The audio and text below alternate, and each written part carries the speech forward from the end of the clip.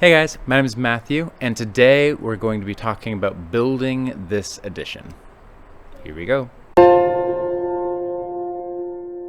So this week we actually began building stuff back. We started with the floors, which are tongue and groove plywood. They're 4x8 sheets, and these are, I think, 30 seconds of an inch thick, so they're decent size. These all basically just had to be screwed down to the subfloor underneath it, which is great. These are floors that we're going to cover these with something, probably a vinyl plank at some point, but these are floors that are like, we can actually step on these, we can actually move around on these act like real floors, which is amazing. It means we're in a place where we can start building the walls. Then as far as screwing these down, we use like 2.5-inch screws, which may be excessive, but we screw these down like every 8 inches, kind of every stud, every 8 inches, which is good. Just to kind of make sure that they're not going to come up. And so that way when, 100 years from now, someone else is trying to tear up these floors, they have just as hard a time as I did pulling up these floors originally. So hopefully it's really hard for them. The nice thing about the dimensions of this space that we're building, of the addition, is whoever built it, they built it 8 feet long and 16 feet wide, or 16 feet long and 8 feet wide. Basically, I need exactly 4 sheets of plywood for this. It also makes our wall building really convenient in just a little bit. It's going to be great. These dimensions are really nice for building in the United States because, like I mentioned, all these sheets are 4 feet by 8 feet long. So that means I needed exactly 4 sheets of this. This is really convenient. With framing, there are all sorts of rules and regulations regarding framing. You have to look at your individual code. Each locale has a different code for what they want you to do with framing. There are specific rules regarding how you frame out headers and what dimensions they have to be and all those types of things. We're exceeding most code already just by using 2x6. A lot of them only require 2x4, and there are some other rules that you have to follow. Again, look up what your local code is if you're going to be doing something like this. In my case, we were framing out exactly 8 feet long, which is really convenient. So we'll do 8-foot sections of wall, except for the last one, which is a little bit shorter. So the process for building a wall, though, is we bring the header and the footer together and we mark the studs at the same time right next to each other. We do this that way they'll all match up well. One mistake I'll talk about in just a second is it's still a requirement here, is you need a double header. And so I did that first. I actually built this double header and I set it next to the footer and I marked these studs. This comes back to bite me in just a minute because I don't have long enough screws. But then basically you frame out the box, so you make kind of the whole length of the thing and you put studs on either side, so that way this thing is all going to be square. And then the mistake I made here is, like I mentioned, I don't have long enough screws here. I think I needed 4.5-inch screws to kind of get through this and hold it together properly. So I came back just a little bit later and I decided I'll just add the double header on later. I'll add the double header on at the end. So I framed out this wall. This one is really simple because it doesn't have any windows or doors in it, so it's literally just a stud every 16 inches. So you mark 16 inches, called 16 on center, and you just mark that spot, you put the stud in, you screw in 2.5-inch screws from the top and the bottom of each stud, and that's pretty much it. One thing I learned about just recently from the internet, actually, is I've never done it this way before, but apparently in Michigan and maybe in other states as well, they actually sheathe their walls before they lift them into place. I thought I'd give that a try here, so I lifted the wall the first time and it was pretty easy, and I said, you know what, I think I can lift these walls. Let me see what it's like with sheathing on it. So I buttoned all the sheathing down, and this is the same process as the floors. Basically every 8 inches on every stud, just put as many screws into this thing as possible, which is good practice to make sure your sheathing's not going to come off later. Basically we sheathed this thing and then I lifted it up. It's a lot heavier once it has the sheathing on it, which is good. That makes sense. I put 2 4x8 sheets of sheathing on this. But the other issue with this is that it becomes more like awkward, more cumbersome, I think, because you have, like, when you normally step through a wall, you can like step through it and slide it into different places if you need to, but on this one you couldn't step through it, and I couldn't even really step around it because of the way that this concrete wall is in place, and so it was just a lot more awkward. I did decide, because the other walls were going to require more maneuvering and I was going to be by myself, I did decide actually that I would do all the future walls without sheathing them first, so I'd sheathe them later. And of course that means I need help to do that well, so we do get some help for sheathing later.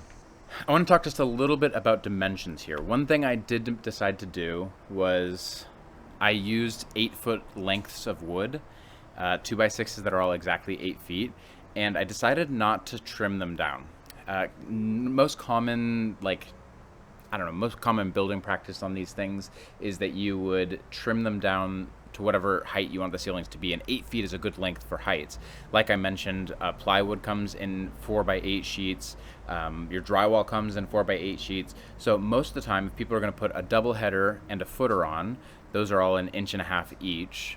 They're 2x4s technically, or 2x6s technically, but the actual dimensions of this are like 1.5 inches and like 5.5 inches or something. They have like specific actual dimensions, and basically you would want to decrease the height of your 2x4 studs by that amount, so that way a 4x8 sheet would lay on there properly. And then you're not dealing with like a weird like 4-inch gap section of plywood or of drywall later on. I did decide not to worry about that for a couple of reasons. One, because I'm doing my own drywalling and plywooding, so I'm the only person I'm bothering is myself. Secondly, because I wanted just that little bit of extra height anyway. And then third, because I think it's really, really convenient not to have to cut every stud. So it's a little bit of laziness now, and maybe I'll change my mind next time. I'll say, you know what, I'm never doing that again. I want to make sure I have, but for now anyway, I think this is really convenient, and I really appreciated this. As far as laying out studs for all the rest of these things, there's a little bit of complication that comes in with windows. They have specific requirements like a header. Headers normally run the opposite way for strength. As I'm laying out these next 3 walls, be paying attention, because I actually make at least 3 or maybe 4 mistakes. So if you want to shoot me a comment down below and you see a mistake that I make in the framing. The nice thing about framing walls like these though is even after I put them up, it's actually pretty easy to fix some of these mistakes. It's as simple as pulling out a saber saw and kind of cutting off those screws and then putting new pieces in. Or in some places, like if I miss a stud or something like that, I can just literally cut the stud to length and put it in place. So it's not the end of the world if I miss studs. But basically, my first wall has no windows and doors. My second wall has 1 window. My third wall has a door. We're actually going to change the location of the entrance to this unit on the back side, so it'll have a door. And then my fourth wall has just a window. And the windows for the two windows I'm putting in, they're about the same size. They're both bathroom windows for 2 different units. The next thing I do here is I start to put in ceilings. And ceilings, at least the way that I'm doing it today, are put in almost exactly the same way as floors. It's actually really convenient. You basically just grab a joist hanger, you put it in place, you measure the length across, and hopefully it's pretty much the same length all the way across. You don't have to keep measuring. In this case, I'm looking at 89 inches almost exactly. And then I literally slip that joist into place and then screw it together. I started doing this with the ladder, and it was really inconvenient. By the way, actually, I really like this style of ladder. It's super convenient to be able to move it around, and it's really light. It's not necessarily the most stable thing, so I wouldn't use this ladder all the time. But for quick jobs like this, or if you're just doing things occasionally, or if you need to move around in a car, I really like these kind of telescoping ladders. They're really convenient, and they get into a really small package. But you can see it doesn't look very stable, actually. It's kind of like warpy in these videos. But it's really inconvenient to have to keep moving it back and forth and all this kind of stuff. And I remembered that I have drywall stilts. So the next day I switched over to drywall stilts, and I just basically laid these out the same exact way as you do floors. You just buckle them in place with these joist hangers straight across. Oh, one thing I didn't mention. Before I did these ceilings, I put a ledger in place in both sides. And this ledger, it's really important that you do this correctly. It basically requires these kind of construction screws that are meant specifically for structural use.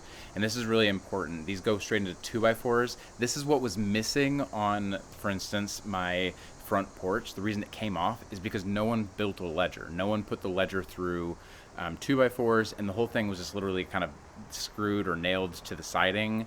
Even if it was just screwed or nailed to the 2x4s, it's still not good enough. It needs to be structural screws with a ledger. This is really, really important. It's key in building, is that things are actually structural and able to be used this way. So this ledger is this piece that the 2x6 is actually are being screwed to. It's where I'm hanging my joist hanger. So this process went pretty quickly. These drywall stilts are really convenient for jobs like this, where things are like at this height and I need to move back and forth. This is great. The very last thing we did this week is we built the roof rafters. So this is a similar process to other things we've done. Basically, we put a ledger, we make sure it's nice and level, and then we go up there and we hang there's actually, it's a little bit different than a joist hanger. This is a rafter hanger, but it's a similar concept. Basically, this thing attaches to the ledger, and then from the ledger, it basically causes these to hang down. You'll notice that on 3 separate occasions, I dropped this stupid piece that I'm using to measure my angle so I know where to cut the rafters. It's so frustrating. I keep having to go back down again, then come back up, and then I drop it almost right away. That's a pain, but this process went pretty smoothly. Overall, this was really, really good. And so all these rafters basically just run straight down over the top of the wall. They're not quite finished yet. I actually need to basically attach them better to the ceiling joists, so that way they have strong places in a couple different places. We'll do that with a block and some steel plates. And then as far as next steps on this project go, there are a couple more rafters that need to be installed, but then I'm ready to put 4x8 sheathing on top of this as well. So that's for next week. We'll be putting in a couple more rafters, do some more sheathing, and then this roof is built. It's what they call dried in, meaning that, you know, kind of if rain were to hit this from pretty much any direction, it would just come off. And so that's kind of next steps. Is next week is our roofing episode. We'll be talking about the roof on this addition because we'll be doing a little bit of work with this, but actually mostly we'll be working on the roof of the main house. So next week we're going to knock out the roofs. I think it will just take us a week because we're getting some help. The roofs are nothing to play about. We'll talk more about that next week. But overall, like I said, let me know what mistakes you saw in the framing. I'm aware of those mistakes. You can actually see one mistake right there. Yeah, watch out next week as we do roofing. If you guys love fix 'em up houses type shows, this is the place for you. Feel free to like and subscribe because we put new content out every single week. We're walking week by week as we run through this series. See you guys next time.